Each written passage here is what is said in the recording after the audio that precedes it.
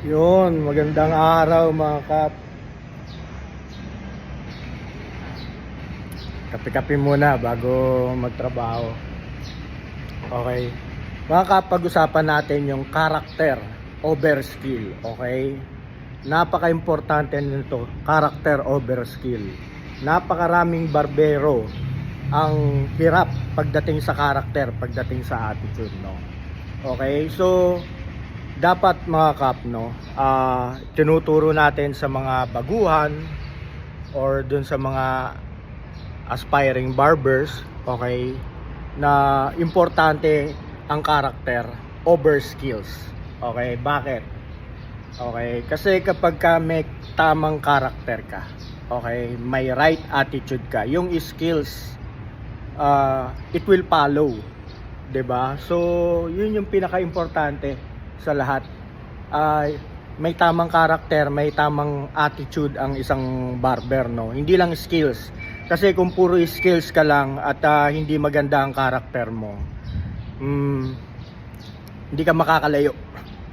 Wala ka masyadong pupuntahan pagdating sa barbering, okay? Kasi sa barbering, napaka-importante ng karakter. Okay, number one, professionalism. Okay, dapat professional ka lagi. Lagi kang on time, laging tama ang pananamit mo, professional ang approach mo. Okay, number two, customer relations. Okay, dapat may tamang customer relationship ka. Okay, dapat yung mga customers mo ay at ease. Okay, kumbaga palagay sa'yo, kuha mo yung loob. Okay, so customer relationship. Okay, napaka-importante niyan. And then number 3, yung pakikasama mo sa kapwa barbero. Napaka-importante niyan. Dapat marunong kang makisama sa kapwa mo barbero, and then at the same time mga kap, no, marunong kang makibagay sa shop owner. Okay, so yung mga shop owner dapat meron kang respeto.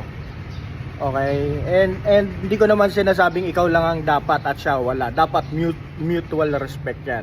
Yung iyong boss ay may respeto sa iyo at ikaw ay may respeto din sa kanila. Okay, so kung meron kayong hindi pinagkakasundoan, better maghiwalay kayo ng maayos. Okay, so napaka-importante mga kap na tama ang karakter ng isang barbero para maging maayos ang takbo ng karir niya sa barbering. Okay, gusto ko i-specify ito, no. Lagi ko 'tong sinasabi, mga kap, character over skills. Dapat tama ang character, tama ang attitude ng isang barbero kesa magaling.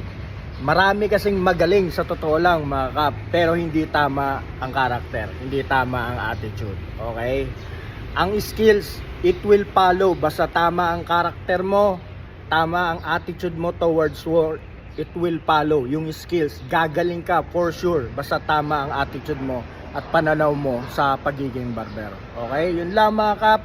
Keep it in mind mga kap, no, character over skills. Thank you, maraming salamat.